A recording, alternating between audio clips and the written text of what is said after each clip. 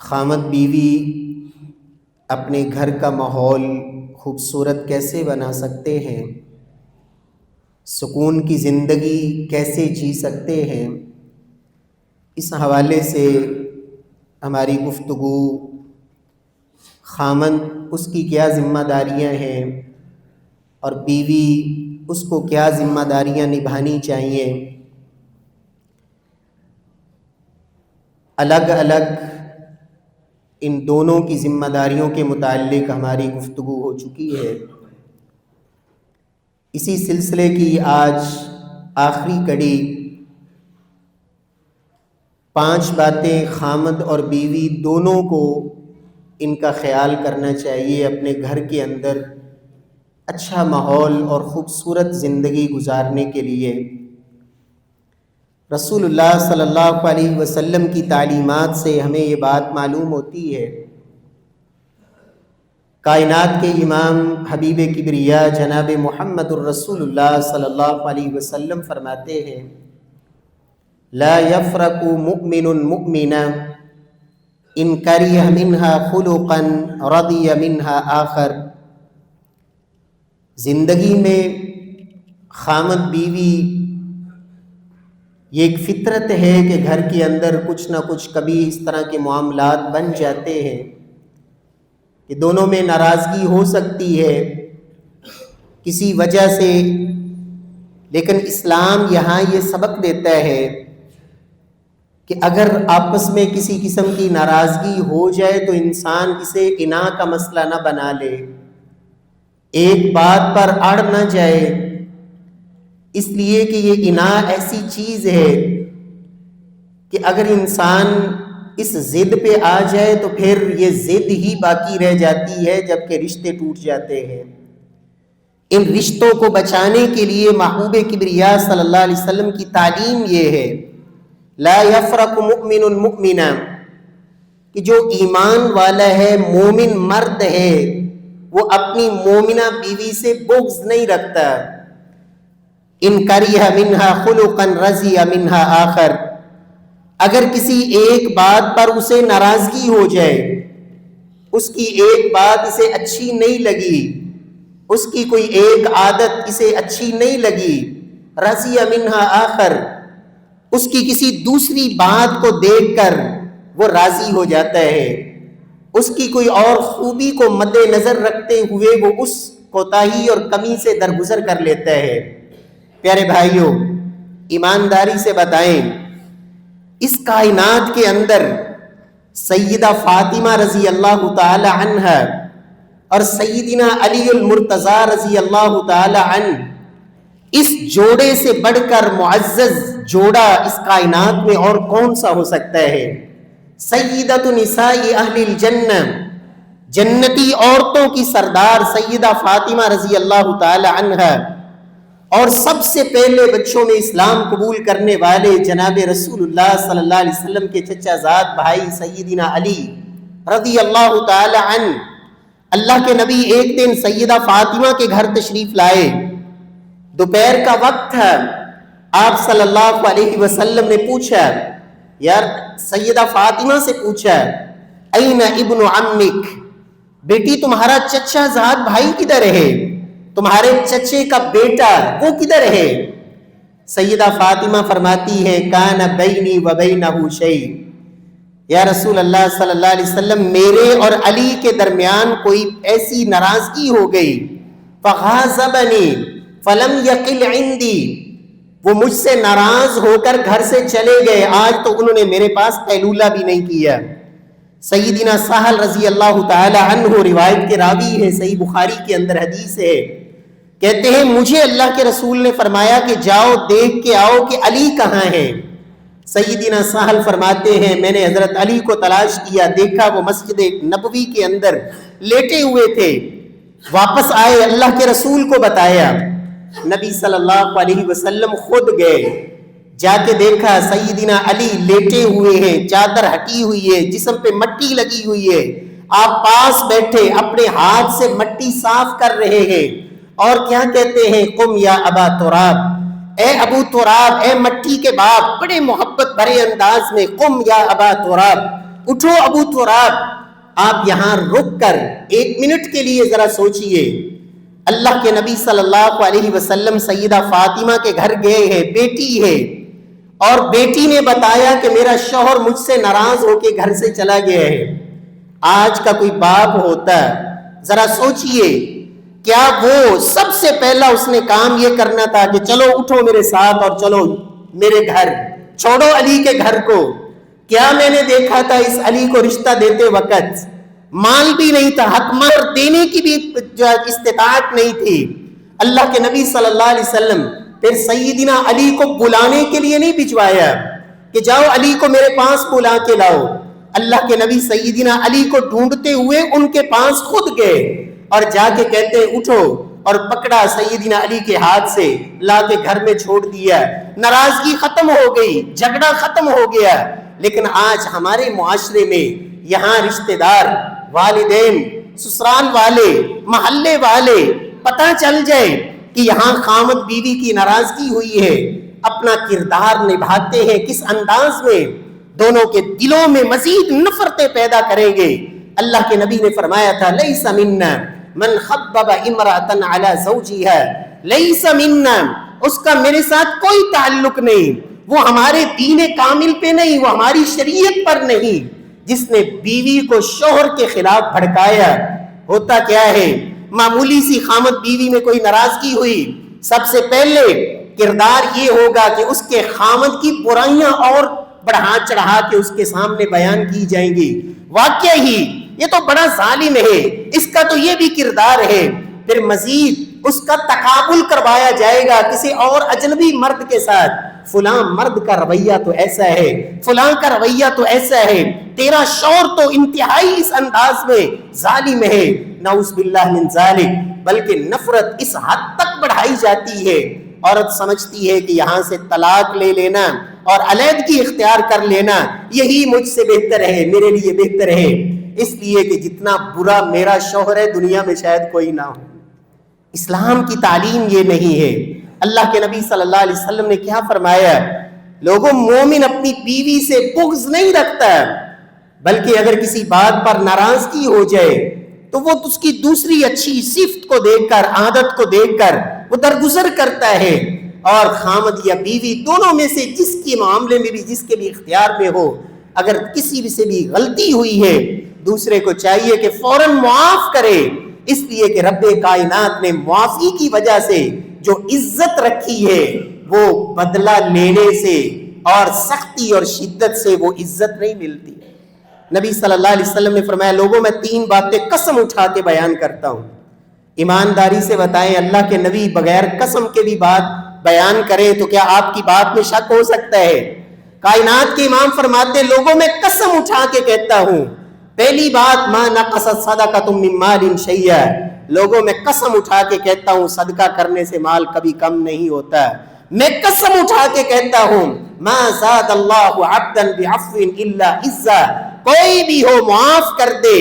اگر معاف کرے گا میں قسم اٹھا کے کہتا ہوں رب کائنات اس کی عزت میں اور اضافہ فرمائیں گے۔ تیسری بات آپ نے فرمایا میں قسم اٹھا کے کہتا ہوں من تواضع للہ رفعہ اللہ، جو جھک جاتا ہے اللہ کی رضا کے لیے، اپنی ضد چھوڑ دیتا ہے، جھک جاتا ہے، ایک قدم پیچھے ہٹ جاتا ہے، معافی کی طرف ہاتھ بڑھاتا ہے، قدم بڑھاتا ہے، رب کائنات من تواضع للہ رفعہ اللہ، جو جس قدر تواضع اختیار کرتا ہے اللہ اس کو اتنی ہی بلندیاں عطا فرماتے ہیں۔ تو پہلا سبق، اگر خامد اور بیوی وہ چاہتے ہیں ہمارے گھر کا ماحول خوبصورت رہے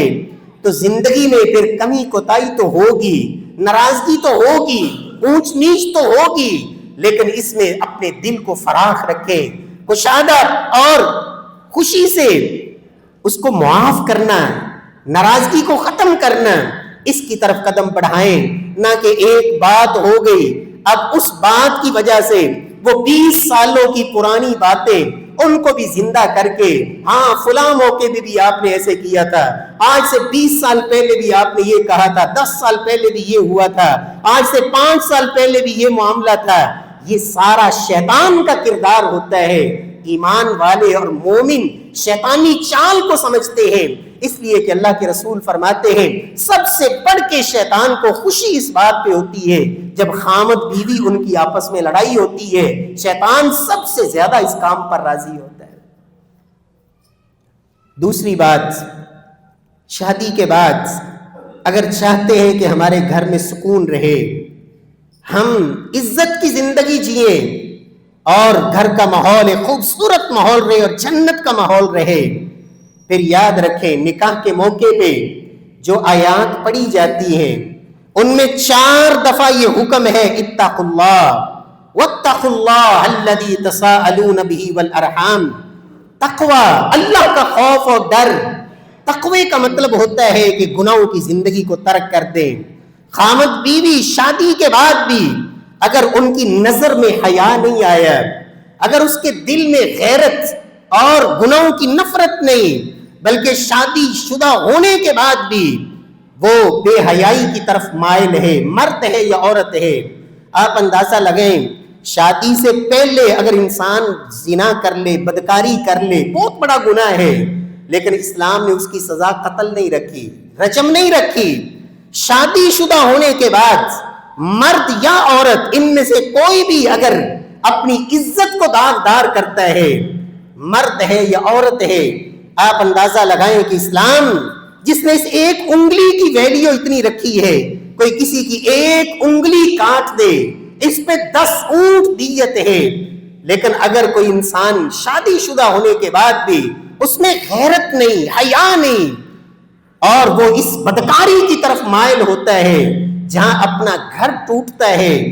اللہ کی طرف سے یہ سزا تو ملتی ہے، وہاں اسلام نے اس جرم کو اتنا بڑا جانا ہے، کہا شادی شدہ زانی مرد ہے یا عورت، اس کو اب رب کی زمین پہ رہنے کا کوئی حق نہیں، ان کو گڑھا کھود کر اس میں اس کو اوپر مٹی کچھ حصے تک ڈال کر اور پھر اس کے بعد ان دونوں کو پتھر مار مار کر رجم کر دیا جائے، اس لیے کہ شادی شدہ ہونے کے بعد بھی ان کے اندر حیا نہیں آیا، غیرت نہیں آئی، عزت کی حفاظت نہیں آئی، اب ان کو رب کی زمین پہ رہنے کا اور جینے کا کوئی حق نہیں۔ پیارے بھائیو، قرآن مجید میں اللہ نے کہا وَمَا أَصَابَكُم مِّن مُّصِيبَةٍ فَبِمَا كَسَبَتْ أَيْدِيكُمْ، لوگوں کتنے ایسے تمہیں جو آزمائشیں آتی ہیں،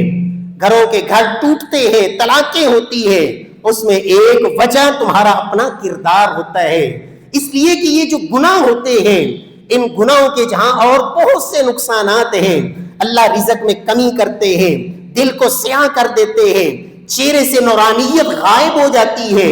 اور جسمانی طور پر انسان میں کمزوریاں آتی ہیں، وہاں ان گناہوں کا ایک بہت بڑا وبال یہ بھی ہے بغضاً فی قلوب الخلق، دلوں کے اندر نفرت جنم لیتی ہے، جہاں گناہ ہے، بدکاری ہے، برائی ہے، بے حیائی ہے، وہاں کبھی آپس میں محبت نہیں ہوگی، وہاں نفرت پیدا ہوگی۔ اس لیے گناہ، اس سے تائب ہونا اور اپنے آپ کو گناہوں سے بچانا، نظر میں حیا پیدا کرنا، اپنی بیوی اس سے محبت اور بیوی کا شوہر سے محبت کرنا اور دونوں کا ایک دوسرے کے لیے اپنی عزت کو محفوظ رکھنا، یہ گھر میں سکون، راحت اور گھر کو جنت جیسا ماحول بنانے کا ذریعہ ہے۔ اللہ کے نبی صلی اللہ علیہ وسلم کو ایک منظر دکھایا گیا، کائنات کے امام فرماتے ہیں میں نے دیکھا ایک بہت بڑا تندور ہے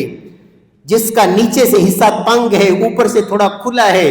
یا اوپر سے تنگ ہے نیچے سے کھلا ہے، فرمایا میں نے دیکھا اس میں ننگے مرد اور ننگی عورتیں جل رہی ہیں، جب آگ کا شعلہ اوپر آتا ہے اس شعلے کے ساتھ ہی اوپر آتے ہیں۔ میں نے جبریل سے پوچھا یا رسول اللہ، میں نے جبریل سے پوچھا کہ اے جبریل یہ کون لوگ ہیں؟ مجھے بتایا گیا یہ وہ زانی مرد ہے اور زانی عورتیں ہیں جن کی یہ حالت ہے کہ آگ کے تندور میں یہ جل رہے ہیں۔ لیکن یہاں یہ بات بھی یاد رکھیں، عزت کا تحفظ ضروری ہے، لیکن بلا وجہ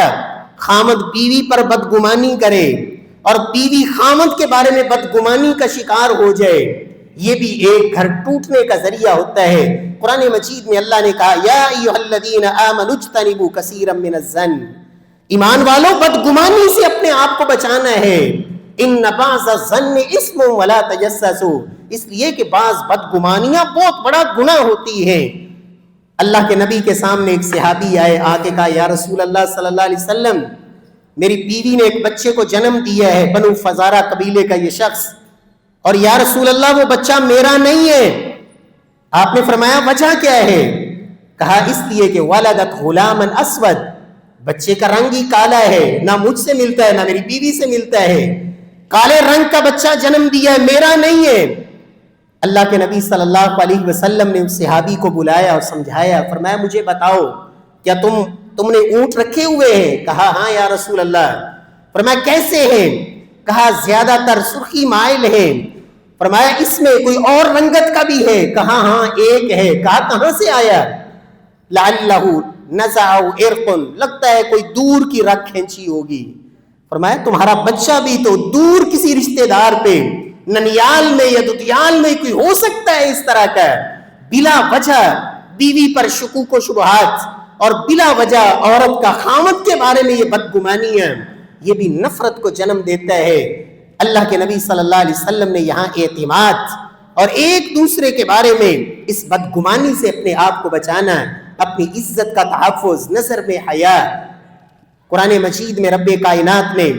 نیک عورتوں کی جو بنیادی طور پر دو خوبیاں بیان کی، فالصالحات قانتات حافظات للغیب بما حفظ اللہ، یہ دو خوبیاں ہیں نیک عورت کی۔ پہلی خوبی وہ رب کی فرما بردار ہوتی ہے، نماز کی پابندی کرنے والی، اللہ کے دین کو سب سے مقدم رکھنے والی، رب کی نافرمان نہیں ہوتی۔ اور دوسری خوبی حافظات للغیب بما حفظ اللہ، خامد کی غیر موجودگی میں بھی اور اس کی موجودگی میں بھی عزت کی محافظ، خامد کی غیر موجودگی میں اپنی عزت کی حفاظت کرنے والی، خامد کے مال کی حفاظت کرنے والی، اس کی اولاد کی حفاظت کرنے والی، اس کی عزت کے تحفظ کرنے والی، یہ دو خوبیاں بنیادی طور پر اللہ نے نیک عورتوں کی ذکر فرمائی۔ پیارے بھائیو، تیسری بات جس کا دونوں کو خیال کرنا چاہیے، خامد اور بیوی، جس وجہ سے بھی گھروں میں نفرت آتی ہے، دوریاں بڑھتی ہیں، نبی صلی اللہ علیہ وسلم کی تعلیم کیا ہے؟ الطہور شطر الایمان، صفائی، طہارت، پاکیزگی، اسلام نے اس کو نصف ایمان قرار دیا۔ آج ہمارے ہاں المیہ یہ ہے، عورت اس کا میک اپ ہے فنکشن کے لیے، پارٹی کے لیے، شادی بیاہ کے لیے، سہیلیوں سے ملاقات کے لیے، اور گھر میں اس کی حالت یہ ہے جس طرح کوئی عام کام کاج کرنے والی عورت، اور مرد اس نے اپنا بہترین لباس رکھا ہے فنکشن کے لیے، آفس جانے کے لیے، اور گھر میں آیا حالت بکھری ہوئی۔ نبی صلی اللہ علیہ وسلم کی تعلیم کیا ہے؟ فرمایا لوگو طہروا ساحاتکم فإن أنتن الساحات ساحات اليہود، مسلمان عورتوں کو چاہیے اپنے گھر کا ماحول صاف ستھرا رکھیں۔ گھر میں شوہر آیا ہے، اس کو بیٹھنے کی جگہ ہی نہیں مل رہی، کہیں کوئی گند پڑا ہے، کہیں کپڑے بکھرے ہیں اور بری حالت بنی ہے گھر کی۔ آپ فرماتے ہیں طہروا ساحاتکم، گھروں کے سینوں کو صاف رکھا کرو، گندے اور بدبودار صحن یہ یہودیوں کے ہوتے ہیں، مسلمانوں کے نہیں ہوتے۔ اور دوسرا آپ نے حکم دیا طہروا افواہکم فإنها طرق القرآن، سیدنا علی المرتضی رضی اللہ عنہ کی حدیث۔ اللہ کے نبی نے کہا لوگوں اپنے منہ کو بھی پاک رکھا کرو، منہ کو پاکیزہ رکھا کرو، فإنها طرق القرآن، یہ قرآن کے راستے ہیں، اس سے تم قرآن کی تلاوت کرتے ہو۔ اور اللہ کے نبی صلی اللہ علیہ وسلم کس قدر خوشبو کو پسند فرماتے، سیدہ عائشہ رضی اللہ تعالی عنہ فرماتی ہے اللہ کے نبی صلی اللہ علیہ وسلم کو میں خود خوشبو لگاتی،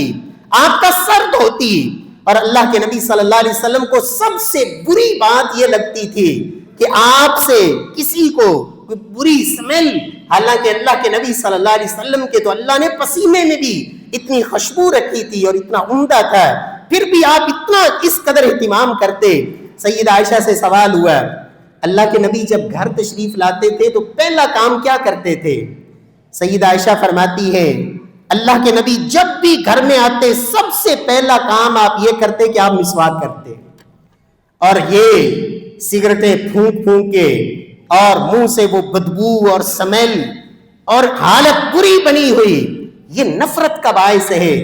اللہ کے نبی صلی اللہ علیہ وسلم کے صحابی سیدنا جابر کہتے ہیں میں اللہ کے نبی کے ساتھ تھا، مدینے ہم پہنچنے والے تھے، میری سواری تیز، آپ آگے بڑھے، روکا میری سواری کو، جابر کیا ہوا ہے؟ یا رسول اللہ میری شادی ہوئی ہے، نہیں جلدی گھر پہنچنا چاہتا ہوں۔ آپ نے کہا رک جاؤ، اگر کوئی شخص سفر سے آئے کبھی بھی اچانک اپنے گھر میں نہ جائے جب تک گھر میں اطلاع نہ ہو جائے۔ کیوں؟ اللہ کے نبی نے فرمایا جب بھی مرد سفر سے آئے بیوی کو گھر میں پہلے اطلاع ہو۔ کیوں؟ علت یہ بیان فرمائی تستحد المغیب وتمتشط الشائس، تاکہ جس کے بکھرے ہوئے بال ہیں وہ کنگھی کر لے، جس کو طہارت، صفائی، پاکیزگی کی ضرورت ہے وہ اپنے آپ کو پاک کر لے۔ یہ اچانک گھر میں جائے گا، کہیں اس کے لیے کوئی نفرت والی پہلو سامنے نہ آ جائے۔ یہ اللہ کے نبی نے ادب سکھایا، فرمایا عورت کو بھی یہ تعلیم اور مرد کو بھی یہ تعلیم۔ ہمارے ہاں کیا ہے، خوبصورت بن کے نکلنا ہے جب بازار جانا ہے اور میک اپ کرنا ہے، خوشبوئیں لگانی ہے، حالانکہ عورت اس پر حرام ہے کہ وہ خوشبو لگا کے گھر سے باہر آئے۔ ہاں گھر میں مرد کے لیے، شوہر کے لیے وہ خوشبو بھی استعمال کر سکتی ہے، لیکن بازار جانے کے لیے، فنکشن میں جانے کے لیے، پارٹی میں جانے کے لیے اسلام نے اس کی عورت کو اجازت نہیں دی۔ سیدنا عمر فاروق کے پاس ایک جوڑا آیا، خامد کہتا ہے میں نے اس عورت کو نہیں رکھنا، بیوی کہتی ہے ایک لمحہ بھی میں نے اس کے ساتھ نہیں رہنا۔ سیدنا عمر فاروق نے دیکھا اس شخص کے بال بکھرے ہوئے، کپڑے گندے، میلے کچیلے، حالت بری۔ سیدنا فاروق اعظم نے ایک شخص کو بلایا، کہا اسے لے جاؤ، جا کے اسے غسل کرواؤ، اس کے بال درست کرو، منڈواؤ اس کے بال اور خوبصورت اس کو لباس پہنا کے لاؤ۔ جب اس کی حالت بدلی گئی، اس کو واپس لایا گیا، عورت کہتی ہے نہیں میں اس سے علیحدہ نہیں ہونا چاہتی، میں اس کے ساتھ رہنا چاہتی ہوں۔ سیدنا عمر فاروق نے فرمایا تھا اس وقت لوگوں، او مردو، جس طرح تم چاہتے ہو کہ تمہاری بیویاں تمہارے لیے زینت اختیار کریں، خوبصورتی اختیار کریں، اس طرح وہ بھی چاہتی ہیں کہ تم ان کے لیے زینت اور خوبصورتی اختیار کرو۔ پیارے بھائیو، یہ بھی گھروں میں نفرت اور دوری کا ایک ذریعہ ہوتا ہے۔ اور چوتھی چیز جس کا دونوں کو خیال کرنا چاہیے، خاوند اور بیوی ایک دوسرے کے لیے ان کو معاون بننا چاہیے، ایک دوسرے کے لیے مددگار بننا چاہیے، ایک دوسرے کی خدمت۔ آپ اندازہ لگائیں اللہ کے نبی سے بڑھ کر اس کائنات میں معزز کون تھا؟ سیدہ عائشہ سے پوچھا گیا اللہ کے رسول کا گھر میں معاملہ کس طرح کا ہوتا ہے؟ قالت کان فی محنت اہلی، گھر میں جب اللہ کے نبی آتے تو ہمیں ایسے محسوس ہوتا کہ جیسے آپ ہماری خدمت کر رہے ہیں۔ یخصف نعلا یفلی ثوبا یخیط ثوبا، اللہ کے نبی صلی اللہ علیہ وسلم اپنی جوتی مبارک کو خود صحیح کر لیتے، کپڑوں کو خود گانٹھ لگانے کی ضرورت ہوتی خود ہی کر لیتے۔ یعمل کما یعمل احدکم فی بیتی، اللہ کے نبی گھر میں اسی طرح عام معاملات سر انجام دیتے جس طرح ایک عام آدمی گھر کے اندر ہوتا ہے۔ یہ اللہ کے نبی کا رویہ تھا۔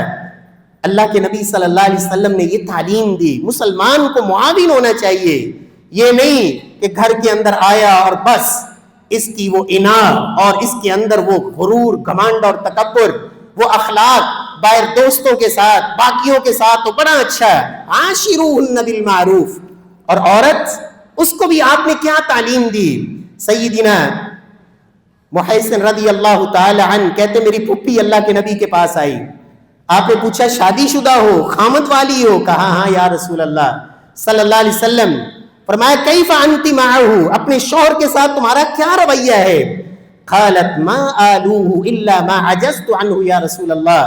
اللہ کے نبی میں اپنے شوہر کی خدمت میں کوئی کمی نہیں کرتی سوائے اس کے جس سے میں عاجز آ جاؤں، بے بس ہو جاؤں، میری طاقت میں نہ ہو الگ بات ہے، لیکن میں اس کی خدمت میں کمی نہیں کرتی۔ آپ نے فرمایا فانظری، ذرا غور سے سن لو، دیکھ لو، انما ہوا جنتو کی و نارو کی، وہ خامد تیری جنت بھی ہے تیری جہنم بھی ہے۔ اب تم دیکھ لو تم اس کے ساتھ کیا سلوک کر رہی ہو، وہ تیری جنت بھی ہے اور تیری جہنم بھی ہے۔ تو پیارے بھائیوں، خامد اور بیوی ان دونوں کو اس بات کا خیال کرنا چاہیے، ایک دوسرے کے ساتھ معاون ہونا چاہیے، مددگار ہونا چاہیے۔ اللہ رب العزت توفیق سے نوازے۔ یہ 4 باتیں جو آپ نے اب تک سنی ہیں دونوں کی ذمہ داریاں ہیں خاوند اور بیوی. سب سے پہلی بات کہ کبھی بھی اناء کا معاملہ نہ بنائیں اور اڑ نہ جائیں, معاف کرنا سیکھیں. اور دوسری بات, دونوں کی یہ ذمہ داری ہے کہ ایک دوسرے کے لیے خوبصورتی اختیار کریں, زینت اختیار کریں اور ایک دوسرے کے معاون بنیں. اور چوتھی چیز یہ تھی کہ اپنی زندگی سے گناہوں کو نکال لیں, نیکی کی طرف مائل ہوں. اور 5ویں اور آخری بات, دونوں کی ذمہ داری ہے ایک دوسرے کے لیے دعائیں کریں, ایک دوسرے کے لیے دعائیں کریں. اور دعاؤں کے ساتھ ساتھ اللہ رب العزت کا قرب حاصل کرنے کے لیے دینی معاملات میں ایک دوسرے کو رغبت بھی دلائیں, معاون بھی بنیں. قرآن مجید میں یہ دعا ہے, ربنا ہب لنا من ازواجنا وذریاتنا قرۃ اعین. یہ مرد بھی کرے, عورت بھی کرے. اے اللہ میری بیوی کو, میری اولاد کو اللہ میری آنکھوں کی ٹھنڈک بنا دے. اور عورت جب یہ دعا کرے گی مانا ہوگا اللہ میرے شوہر کو میری آنکھوں کی ٹھنڈک بنا دے, میری اولاد کو میری آنکھوں کی ٹھنڈک بنا دے. نبی صلی اللہ علیہ وسلم,